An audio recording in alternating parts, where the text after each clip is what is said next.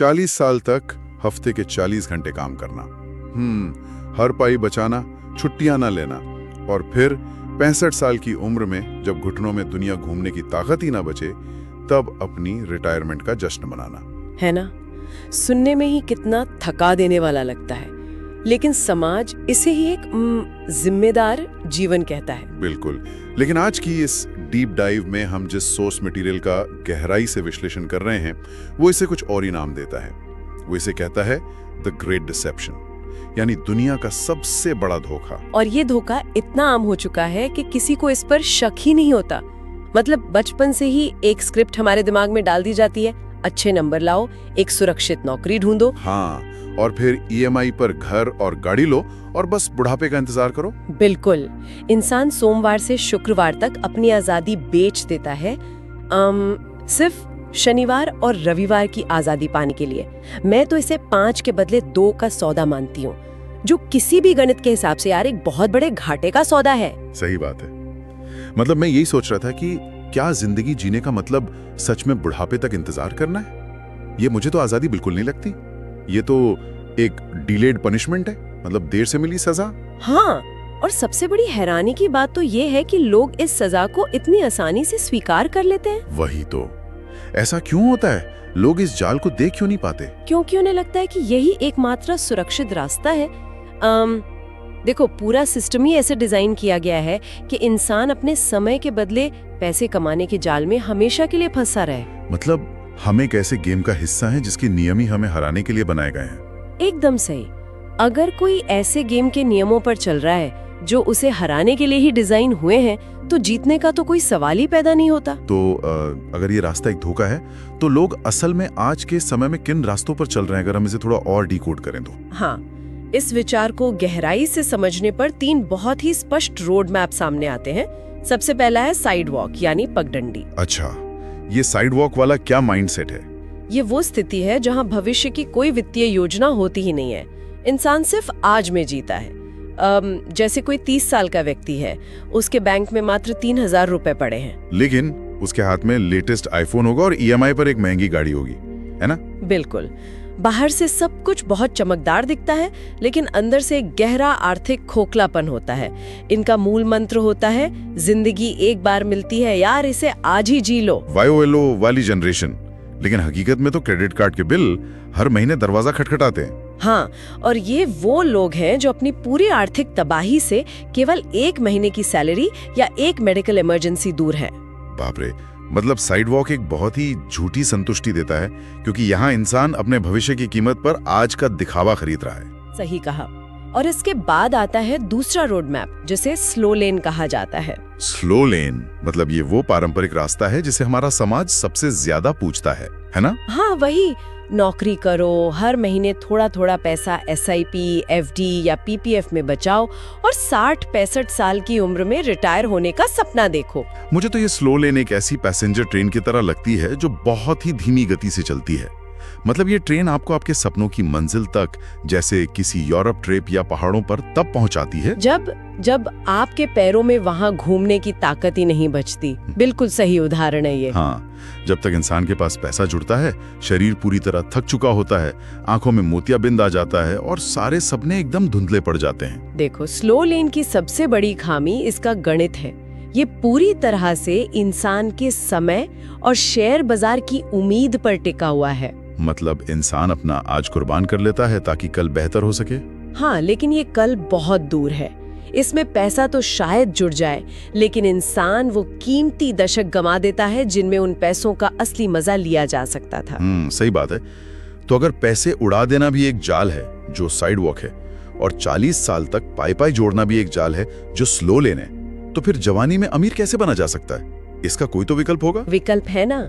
यहीं पर तीसरा रास्ता सामने आता है, फास्ट लेन। इसका पूरा फोकस समय को पैसे से अलग करने पर है। समय को पैसे से अलग करना, इसे थोड़ा आसान भाषा में समझते हैं। मतलब एक ऐसा सिस्टम बनाना जो तब भी काम करे जब इंसान सो रहा हो, जैसे कोई ई-कॉमर्स वेबसाइट, कोई मोबाइल ऐप या कोई सॉफ्टवेयर। अच्छा, तो फास्ट लेन का लक्ष्य सिर्फ पैसा कमाना नहीं है। बिल्कुल नहीं, इसका लक्ष्य आजादी कमाना है। और यहीं पर हमें दौलत की पुरानी परिभाषा को पूरी तरह से बदलना पड़ता है। दौलत सिर्फ बैंक बैलेंस या महंगी कारों का नाम नहीं है। तो फिर असली दौलत क्या है? असली दौलत के 3 बहुत ही मजबूत स्तंभ होते हैं, जिन्हें समझे बिना इस फास्ट लेन में सफर नहीं किया जा सकता। इस बात को सुरेश की कहानी बहुत अच्छी तरह से साफ करती है, जो इस सोर्स में दी गई है। हाँ, सुरेश वाली कहानी। अब बताइए श्रोताओं को उसके बारे में। तो सुरेश नाम का एक व्यक्ति है जो रोज सुबह 7 बजे घर से निकलता है और रात 9 बजे थका हारा वापस आता है। उसका 17 साल का बेटा इंतजार करता है कि पिता आएंगे तो वो साथ में क्रिकेट खेलेंगे, लेकिन सुरेश के पास कभी ऊर्जा ही नहीं होती। बहुत ही आम कहानी है ये हमारे घरों की। बिल्कुल। और 17 साल बाद जब बेटी की अपनी दुनिया बन जाती है तो वो अपने पिता से बात तक नहीं करता। सुरेश ने एक अच्छी सैलरी और एक बड़े घर के लिए अपने बेटे का पूरा बचपन ही बेच दिया। और विडंबना देखिए कि समाज सुरेश को बहुत अमीर और सफल मानता है क्योंकि उसके पास पैसा है, लेकिन अगर वो पैसा किसी इंसान का सारा समय खा रहा है तो मैं कहूंगी कि वो दौलत नहीं, सिर्फ एक खूबसूरत जेल है। बहुत खूब कहा आपने। तो दौलत का सबसे पहला स्तंभ यही हुआ, समय की आजादी। बिल्कुल। एक ऐसा व्यक्ति जिसने एक छोटा सा ऑनलाइन न्यूज़लेटर या ब्लॉग बनाया है जो उसे महीने का 1 लाख रुपए कमा कर देता है और जिसके लिए उसे हफ्ते में सिर्फ 4 घंटे काम करना पड़ता है, वो सुरेश से कहीं ज्यादा अमीर है। 100%, क्योंकि उसके पास अपने दिन को अपनी मर्जी से बिताने का समय है। समय ही सबसे बड़ी करेंसी है और इसी से जुड़ा है दौलत का दूसरा स्तंभ, चुनने की आजादी, फ्रीडम ऑफ चॉइस। हाँ, इसका मतलब है अपनी मर्जी से सुबह उठना, अपने फैसले खुद लेना। अगर किसी इंसान को अपनी बीमार माँ को अस्पताल ले जाने के लिए भी किसी बॉस के अप्रूवल का इंतजार करना पड़े, हाँ यार, तो वो लाखों रुपए कमाकर भी अपनी जिंदगी का असली मालिक कहाँ हुआ? सही बात है। और इसका तीसरा स्तंभ है जगह की आजादी, मतलब फ्रीडम ऑफ लोकेशन। इंटरनेट के इस दौर में दुनिया के किसी भी कोने से काम किया जा सकता है। बिल्कुल। एक लैपटॉप और इंटरनेट कनेक्शन के साथ कोई इंसान पहाड़ पर बैठकर या बीच पर बैठकर भी अपना सिस्टम चला सकता है। तो ये समय, चुनाव और जगह की आजादी ही असली अमीरी है। देखो, पैसा खर्च हो जाए तो वापस कमाया जा सकता है, लेकिन गुजरा हुआ समय और बिगड़े हुए रिश्ते कभी वापस नहीं आते। ये बहुत गहरी बात है। टाइम ही लाइफ है। हाँ, अगर किसी व्यक्ति को अपनी कमाई चालू रखने के लिए हर दिन अपनी शारीरिक उपस्थिति दर्ज करानी पड़े तो वो वास्तव में आजाद नहीं है। असली दौलत वो है जहाँ पैसा इंसान के लिए काम करे, ना कि इंसान पैसे के लिए। जब ये बात इतनी साफ है कि समय ही असली दौलत है, तो अब सबसे बड़ा सवाल ये उठता है कि इस समय को आजाद कैसे किया जाए? मतलब जवानी में ही आजादी कैसे पाई जाए? इसका जवाब एक बहुत ही गहरे माइंडसेट शिफ्ट में छिपा है, और वो शिफ्ट है एक उपभोक्ता यानी कंज्यूमर से उत्पादक यानी प्रोड्यूसर बनना। कंज्यूमर से प्रोड्यूसर मतलब?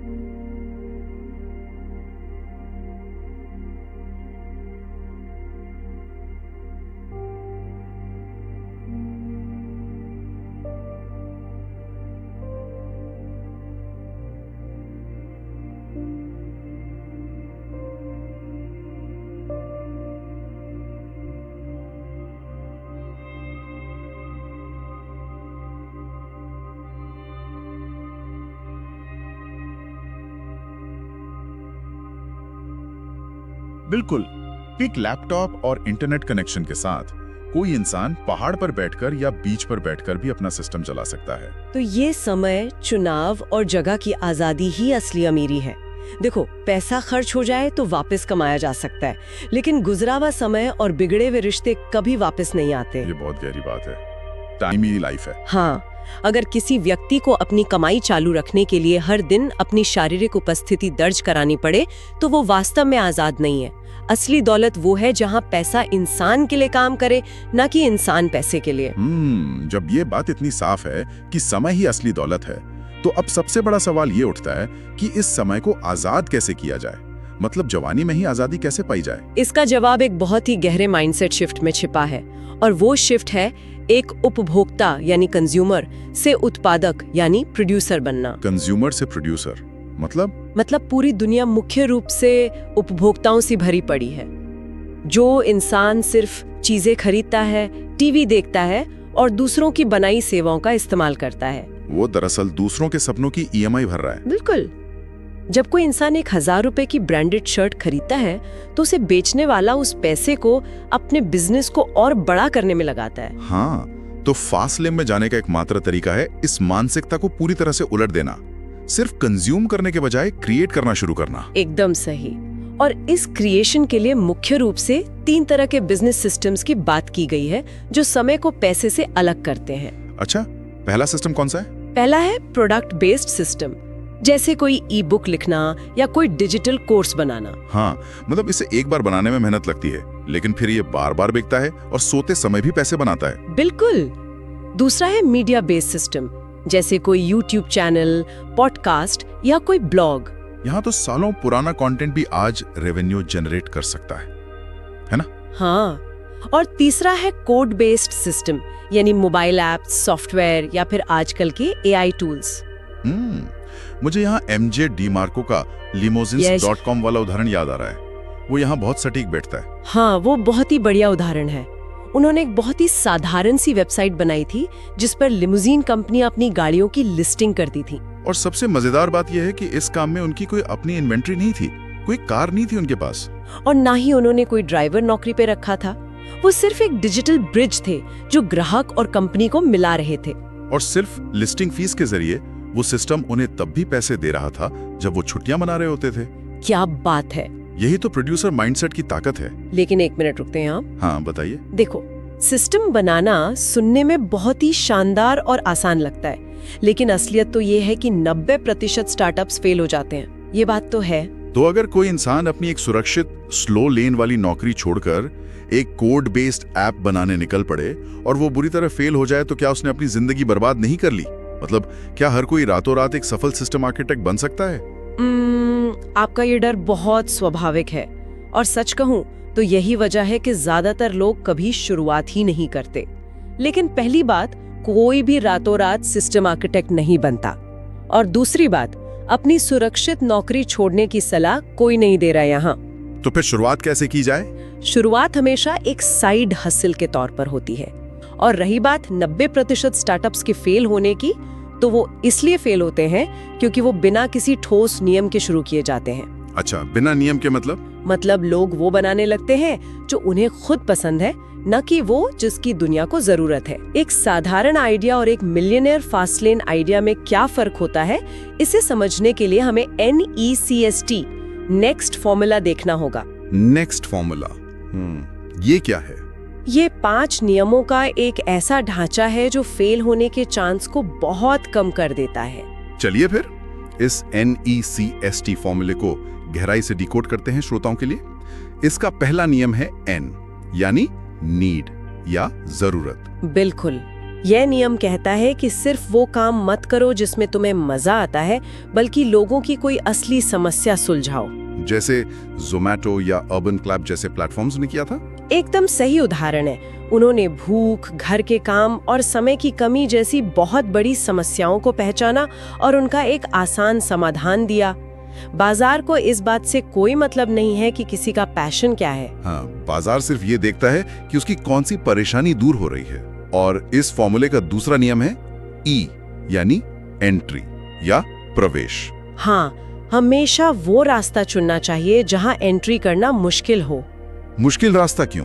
लोग तो आसान रास्ता ढूंढते हैं। क्योंकि अगर किसी काम को शुरू करना बहुत आसान है, जैसे आज के समय में इंस्टाग्राम रील्स बनाना या ड्रॉप शिपिंग करना, तो वहाँ रातों रात लाखों लोग आ जाएंगे। हाँ यार, आजकल तो हर दूसरा इंसान इन्फ्लुएंसर बन रहा है। बिल्कुल, जहाँ एंट्री आसान होती है वहाँ बहुत ज्यादा भीड़ होती है और आपका प्रॉफिट मार्जिन लगभग खत्म हो जाता है। समझ गया। लेकिन अगर कोई इंसान कोई ऐसा सॉफ्टवेयर या टूल बना रहा है जिससे कोड करने में महीने लगे, तो वो मुश्किल काम ही उसकी सबसे बड़ी सुरक्षा बन जाता है, क्योंकि हर कोई उसे आसानी से कॉपी नहीं कर सकता। क्या बात है। अब आते हैं तीसरे नियम पर, जो है सी, यानी कंट्रोल या नियंत्रण। इसका क्या मतलब है? किसी भी सिस्टम का कंट्रोल पूरी तरह से उसे बनाने वाले के हाथ में होना चाहिए। मान लीजिए अगर कोई इंसान सिर्फ Amazon पर अपना सामान बेचकर लाखों कमा रहा है, तो वो आजाद नहीं है। बिल्कुल नहीं। असली कंट्रोल Amazon के पास है। Amazon अपनी पॉलिसी बदलकर रातों रात उस अकाउंट को बंद कर सकता है, या फिर अपना खुद का कोई प्रोडक्ट उसी कीमत पर लॉन्च करके आपको गेम से बाहर कर सकता है। बिल्कुल। इसीलिए अपनी खुद की वेबसाइट, अपनी खुद की ईमेल लिस्ट और अपना खुद का कस्टमर बेस होना असली कंट्रोल की निशानी है। दूसरों के प्लेटफॉर्म पर महल बनाने का मतलब है कि जमीन आपकी नहीं है। ये लाइन बहुत पावरफुल है। दूसरों के प्लेटफॉर्म पर महल मत बनाओ। चौथा नियम है एस, यानी स्केल या स्केल। हाँ, स्केल मतलब जो काम किया जा रहा है क्या वो एक साथ लाखों लोगों तक पहुंच सकता है? जैसे अगर कोई एक बेहतरीन डॉक्टर है, वो दिन में बहुत मेहनत करके भी 50 या 100 मरीज ही देख सकता है। बिल्कुल। उसकी आमदनी स्केल नहीं हो सकती क्योंकि उसके पास दिन में सिर्फ 24 घंटे हैं। लेकिन अगर वही डॉक्टर एक ऐसा हेल्थ मॉनिटरिंग ऐप बना दे जो एक ही दिन में 50 लाख लोगों को अपनी डाइट ट्रैक करने में मदद करे, तो उसने अपने काम को स्केल कर दिया। बिना स्केल के कोई भी सिस्टम बहुत ज्यादा दौलत पैदा नहीं कर सकता। सही बात है। और इस फॉर्मूले का आखिरी नियम है टी, यानी टाइम या समय। हाँ, क्या वो सिस्टम समय से पूरी तरह आजाद है? क्या वो इंसान के बिना उसके वहां मौजूद न होने पर भी काम कर सकता है? इस टाइम वाले नियम को समझने के लिए शायद हमें उस मिलियनेयर इक्वेशन को समझना जरूरी है जिसके बारे में बात की गई है। हाँ बिल्कुल। देखो, स्लो लेन का गणित पूरी तरह से इस बात पर निर्भर है कि इंसान कितने घंटे काम करता है और इसकी प्रति घंटे की कीमत क्या है। लेकिन एक दिन में तो सिर्फ 24 घंटे ही होते हैं। ये एक पत्थर की लकीर जैसी सीमा है जिसे कोई नहीं तोड़ सकता। इसके उलट फास्ट लेन का गणित स्केल और मैग्नीट्यूड पर काम करता है।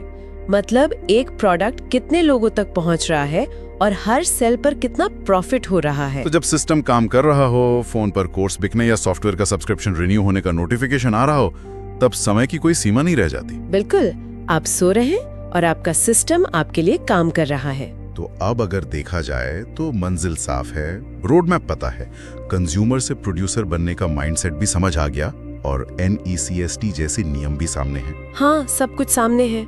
फिर भी सच्चाई यही है कि ज्यादातर लोग कभी पहला कदम ही नहीं उठाते। इस पूरी जानकारी के बावजूद लोग शुरुआत क्यों नहीं करते? इसका सबसे बड़ा कारण है परफेक्शन का पैरालिसिस और फेल होने का खौफ। मुझे निखिल और जय की कहानी याद आ रही है जो इस स्थिति को एकदम साफ कर देती है। हाँ, वो कहानी, सफलता कोई सीधी एक्सप्रेसवे नहीं है बल्कि एक बहुत ही जिगजैग रोलर कोस्टर है। आप बताइए उस कहानी के बारे में। निखिल और जय की कहानी हमारी मानसिकता का बहुत सटीक चित्रण करती है। निखिल एक ऐसा व्यक्ति है जो कोई भी काम शुरू करने से पहले सब कुछ परफेक्ट करना चाहता है। मतलब परफेक्शनिस्ट। हाँ, वो 1 साल तक सिर्फ बिजनेस प्लान्स पढ़ता रहा, मार्केट रिसर्च करता रहा, क्योंकि उसके अंदर फेल होने का एक गहरा डर बैठा हुआ था। और उस परफेक्शन के इंतजार ने और उस डर ने उसे कभी कोई असली एक्शन लेने ही नहीं दिया। वो उसी असंतोष भरी नौकरी में फंसा रहा। दूसरी तरफ था जय। जय ने सब कुछ परफेक्ट होने का इंतजार नहीं किया, उसने सीधा एक्शन लिया। उसकी पहली वेबसाइट बुरी तरह फेल हुई। उसका दूसरा आइडिया भी नहीं चला होगा शायद। बिल्कुल नहीं चला, लेकिन वो हर नाकामी से सीखता रहा। और पता है क्या, उसका तीसरा आइडिया चल पड़ा, वायरल हो गया और उसे वो आजादी मिल गई जिसके वो सपने देखता था। क्या बात है। मतलब फेलियर दरअसल कोई दुश्मन नहीं है बल्कि एक GPS की तरह काम करता है। GPS कैसे? मतलब जब कोई गलत रास्ता ले लेता है तो GPS उसे फेलियर का टैग नहीं देता बल्कि वो बस रीरूट करके सही रास्ता दिखाता है। वाओ, ये बहुत अच्छा उदाहरण है। लेकिन दिक्कत यह है ना कि हमारी पारंपरिक शिक्षा प्रणाली में फेल होने को दुनिया का सबसे बड़ा अपराध माना जाता है। स्कूल से ही हमें सिखाया जाता है कि एक बार फेल हुए तो सब खत्म। हाँ, और ये मानसिकता फेल फास्ट लर्न फास्टर के सिद्धांत के बिल्कुल उलट है। फास्ट लेन में चलने के लिए ये स्वीकार करना पड़ता है कि बिना कोशिश के हाथ पर हाथ धरे बैठे रहना ही असली हार है। एकदम सही। जो लोग फेल होने से डरते हैं वो दरअसल नया कुछ भी सीखने से डरते हैं। बिल्कुल, कोई भी सिस्टम पहली ही बार में परफेक्ट नहीं बनता। डर को खत्म करने का दुनिया में एक ही तरीका है और वो है एक्शन लेना। इंसान गिरेगा, गलतियां होंगी, नुकसान भी होगा, लेकिन हर बार जब वो उठेगा तो उसके पास एक ऐसा नया डेटा और अनुभव होगा जो दुनिया की किसी किताब में नहीं लिखा है, और वही अनुभव उसे सफलता के करीब ले जाता है। सही कहा आपने। और यही हमें इस पूरी गहरी चर्चा के सबसे अहम निष्कर्ष तक लाता है।